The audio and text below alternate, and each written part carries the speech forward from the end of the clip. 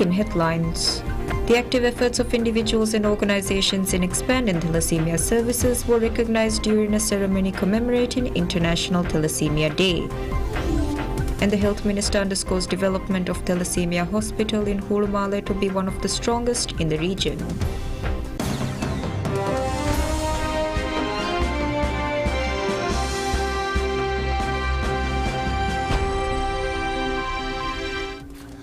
Bismillahirrahmanirrahim. Assalamu alaikum. Hello and welcome to PSM News in English. We are your hosts. I am Yunal bint Ibrahim Ahmad from Salahuddin School. And I am Leen bint Ahmad from Iskandar School. Before we start, we would like to wish you all a very happy Children's Day. Expanding thalassemia services were recognized during a ceremony commemorating International Thalassemia Day. President Dr. Mohammad Muizzu presented special plaques to honor their persistent efforts and pivotal role in this endeavor. Two organizations were awarded plaques for their outstanding contributions to the expansion of thalassemia services. They are Society for Health Education, SHE, established in 1988 to promote health awareness in Maldivian society. Maldivian Thalassemia Society, established in 1994 by a group of parents with the central aim of protecting the rights of children with thalassemia. Additionally, 3 individuals were presented with plaques for their special efforts in expanding thalassemic services. They are Nasrina Ibrahim, Dr. Naila Ibrahim Didi, Dr. Farzana Khatun. First Lady Sajida presented special plaques to individuals who have served the Maldivian blood service for more than 20 years, recognizing their dedicated service. They are Fauziya Ali, an enrolled nurse serving for 29 years and 2 months, Nasriya Yusuf, enrolled nurse serving for 24 years and 11 months, Mariam Rashid Ali, registered nurse serving for 24 years and 5 months, Shifa Ibrahim, senior laboratory technologist serving for 23 years and 11 months, Farida, who is an attendant serving for 23 years and 9 months, and Hawa Nasir, medical laboratory technician serving for 21 years and 5 months. Minister of Health Dr. Abdullah Halil underscores the development of the Thalassemia Hospital in Hulumale to be one of the strongest hospitals in the region, particularly with the provision of bone marrow transplants. Minister Khalil stressed the priority of relocating the current treatment facility for thalassemia patients with plans already in motion to construct a new building in Hulumale Phase 1. He assured that the new facility's design is underway with efforts to secure funding ongoing. He further reiterated President Dr. Muizzu's commitment to establish a comprehensive hospital dedicated to thalassemia care, which will include bone marrow transplant services and other necessary facilities. Additionally, Minister Khalil emphasized the importance of training medical professionals to staff the new hospital effectively, highlighting negotiations with neighboring countries are currently underway to facilitate this training. Regarding bone marrow transplants, Minister Khalil announced government-funded initiatives to send 10 children abroad for treatment, with 5 scheduled for mid-year and remainder for year-end. Furthermore, Minister highlighted progress in making bone marrow transplants more accessible domestically, with the initiation of the first phase on March 7th. 13 individuals have already undergone initial testing, marking significant progress. Minister of Foreign Affairs Musa Zamir engages in discussions with his counterpart, Minister S. Jaishankar. The discussions took place in a meeting during the minister's official visit to India. The meeting was held at the ITC Maurya Hotel in New Delhi. The meeting was held at the ITC Maurya Hotel in New Delhi. The meeting, which saw the participation of ambassadors and ministry heads from both nations, centered on strengthening the bilateral ties and fostering collaboration on mutually advantageous fronts. Minister Zamir is also slated to visit the Maldives High Commission in Delhi, where he will interact with the staff. In addition, he plans to connect with Indian citizens during his visit. The official visit to India spans 3 days and is scheduled to conclude on May 10th. Island Aviation Services Limited announces that the national airline Maldivian has conducted 124 flights since the commencement of the air ambulance service. It is facilitated by the government throughout the national airline. The air ambulance service was inaugurated on March 1st in the Maldives, initially utilizing a Dash 8 aircraft. Subsequently, starting from April 15th, the service has also been operationalized with a seaplane, specifically a DAWC-6 Twin Otter. During a ceremony held at Welana International Airport VIA to commemorate the arrival of an additional ATR aircraft, Managing Director at IASL Ibrahim Iyas emphasized the significance of the air ambulance service for the populace. He also noted that over the past 2 months there have been 124 flights, averaging 2 flights per day. The air ambulance service marks a milestone in the Maldives as the first airborne patient transportation system. Fenaka Corporation Limited reveals that a construction of a new power plant in Addu city will commence within the next 4 months. The contract for setting up a 32 megawatts power plant in Addu was awarded to Dongfang Electric International Corporation, a Chinese company, in April. Speaking to PSMNEWS, Deputy Managing Director of Fenaka Hussain Zuhuri highlighted the challenging electricity situation in Addu even since the current government took office. He noted frequent power cuts across various parts of Addu over the past 3 months, with the existing power plant relying on at least 15 generators to cope. Additionally, Zuhuri revealed that the groundwork for the new power plant site is underway, with plans to hand it over to the contractor soon. He also said that the construction will commence once the necessary funds are available, promising a significant alleviation of the electricity woes of Addu. The existing power plant in Addu, established 24 years ago, currently operates at 12 megawatts during peak loads. The new power plant will be erected adjacent to the current one, aiming to provide uninterrupted electricity for the next 20 to 25 years. Fonadhu Island Council expresses optimism for the effective implementation of development initiatives with the social sphere following a meeting with the Minister of Social and Family Development, Dr. Aisha Shiham. During her official visit to Lam Atoll, the meeting held at Fonadhu's Social Auditorium was attended by Fonadhu Council, the Women's Development Committee WDC, and various administrative bodies operating in Fonadhu. Discussions focused on ongoing developmental projects and social challenges facing the island. During the meeting, Minister Aisha Shiham emphasized the importance of consistent support from councils in implementing planned developmental projects across Lam Atoll. The ministry further highlighted its ongoing efforts in the region and encouraged collaboration to address social challenges effectively.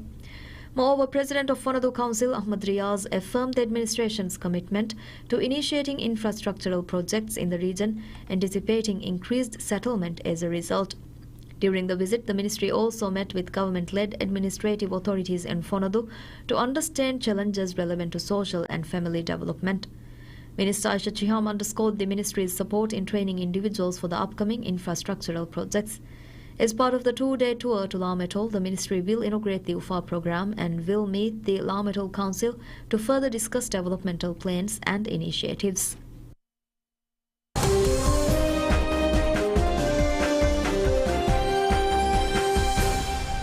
Nissan says it nearly doubled its full-year net profit within 2023 to 24, but forecasts a dip of around 10% for the current financial year. The Japanese automaker said demand was rising at home as well as in North America, Europe and China, where it has struggled to compete with fast-growing electric vehicle firms backed by Beijing. Net profit totaled $2.7 billion, up 92.3% on year, though Nissan expects that to fall to 380 billion yen in 2024 to 2025. Operating income rose more than 50% on year, the company said, citing an increase in sales volume, improved net sales per unit and disciplined management of fixed costs. CEO Makoto Uchida told reporters that the weak yen also provided a short-term boost to profits. The results struck a different tone to an announcement last month when Nissan trimmed its sales and profit outlook for 2023 to 2024, predicting a more modest net profit of 390 billion. Uchida said this year that Nissan had struggled with sales in the Chinese market where capacity is excessive despite improvement in recent months. China overtook Japan as the world's biggest vehicle exporter last year, helped by its global dominance in electric cars as firms such as BYD speeds ahead of international rivals.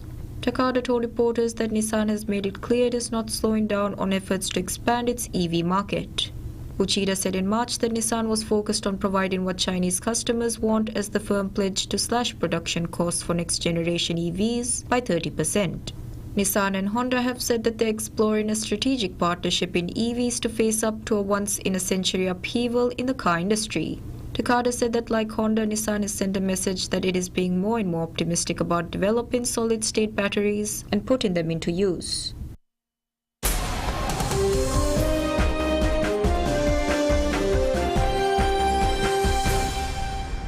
President Vladimir Putin warns that his nuclear forces were always on alert and that Russia would not tolerate any threats from the West. In a defiant address on Red Square before thousands of soldiers dressed in ceremonial attire, Putin heaped praise on his army fighting in Ukraine and accused Western elites of fomenting conflicts around the world. Russia will do everything to prevent a global clash, but at the same time they will not allow anyone to threaten them, Putin said, addressing the Victory Day parade. The May 9th parade marks the Soviet Union's defeat of Nazi Germany in World War II and has become Russia's most important public holiday as Putin puts the country firmly on a combat footing. The Russian president has repeatedly framed the current fight against Ukraine as an existential battle against Nazism. Putin has also upped his nuclear rhetoric. Earlier this week, he ordered the Russian military to hold nuclear weapon drills involving the Navy and troops based near Ukraine. Last year, Russia ditched its ratification of the Comprehensive Nuclear Test Ban Treaty and pulled out of a key arms reduction agreement with the United States-US.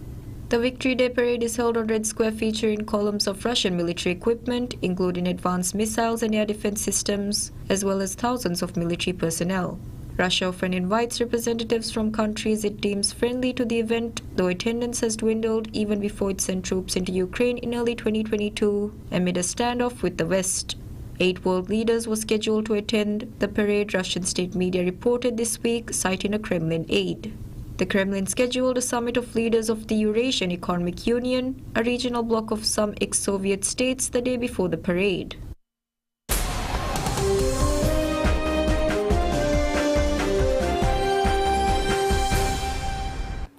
Real Madrid produces a spectacular comeback with heart against Bayern Munich to reach the Champions League final, with Joselu striking twice in the dying minutes, earning with a 2-1 win to progress 4-3 on aggregate. Alphonso Davies smashed the visiting German giants ahead in the second half, but record 14-time winners Madrid produced a sensational comeback, with Joselu netting in the 88th and 91st minutes. Spanish champions Real Madrid face another German side, Borussia Dortmund, in the Wembley final on June 1st after they stunned the team they call their Black Beast. "It is something magical, there is no explanation," said Real Madrid coach Carlo Ancelotti, revealing another electric night in the Spanish capital. Journeyman striker and backup option Joselu, on as a late substitute, wrote his name in Madrid's history books with his last gasp brace, giving Europe's comeback kings another night to remember. Joselu said that the comeback was with feeling and with heart, as the coach told them. Madrid had enjoyed the better of the match, but it seemed Davies' superb strike had set up a repeat of the 2013 All German final in London. Instead, Joselu consigned Bayern to a first trophyless season since 2012, his first goal coming after a handling error of Bayern goalkeeper Manuel Neuer, who had superbly kept Madrid at bay until that point. Bayern coach Thomas Tuchel made 3 changes from the first leg, benching veteran Thomas Müller and Leon Goretzka, but the host dominated the opening stages. Neuer produced a superb double save to stop Madrid nosing in front, tipping the electric Vinicius Jr.'s efforts on the post, and then saving Rodrigo's follow-up. Bayern's Sergei Gnabry limped off injured, with Davies replacing him before England captain Harry Kane's first flash of danger, but Lauren pushed his vicious volley around the post.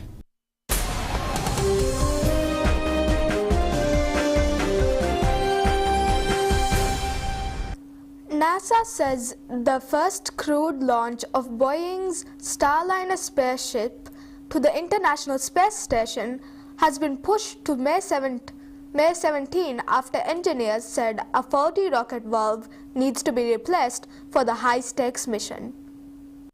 The test has already faced years of delays and comes at a challenging time for Boeing, as a safety crisis engulfs the century-old aerospace titan's commercial aviation arm. Astronauts Butch Wilmore and Suni Williams were strapped into their seats preparing for liftoff on Monday night when the call for scrub came. Ground teams had heard buzzing from a valve that regulates liquid oxygen pressure on the Atlas V rocket meant to propel Starliner into orbit. United Launch Alliance, the Boeing-Lockheed Martin joint venture responsible for the rocket, initially said launch would be delayed to at least May 10th. But further analysis revealed the valve had sustained too much wear and required replacement. The rocket will be rolled back to its hangar for the repairs. NASA's Boeing Crew Flight test now is targeted to launch no earlier than May 17th, the U.S. Space Agency said in a blog post. Wilmore and Williams will remain under quarantine in crew quarters at the NASA Kennedy Space Center, the post added. NASA is banking on Starliner's success as it hopes for a second commercial vehicle to carry crews to the orbital outpost. Elon Musk's SpaceX achieved the first feat with its Dragon capsule in 2020, ending a nearly decade-long dependence on Russian rockets following the end of Space Shuttle program. Once Starliner is fully operational, the agency hopes to alternate between the two spaceships for taxi rides to the ISS. Even though the research lab is due to be mothballed in 2030, both Starliner and Dragon could be used for future private space stations that several companies are developing. That's all we have for now. Thank you so much for watching and have a great day. Wassalam alaikum.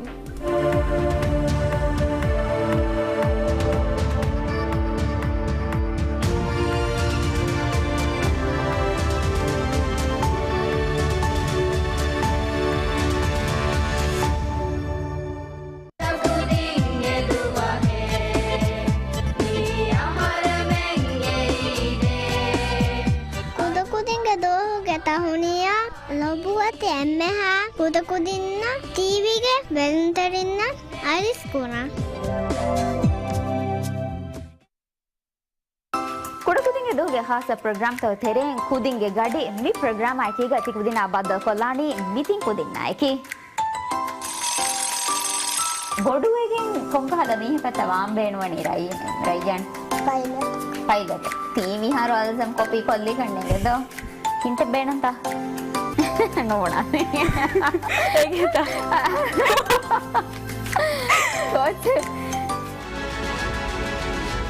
ಕುದಿಂಗೆ ಗಾಡಿ ಹುಕುರುದುವಹು ಸತಾರಗಡಿ ತಿರಿಹುಗ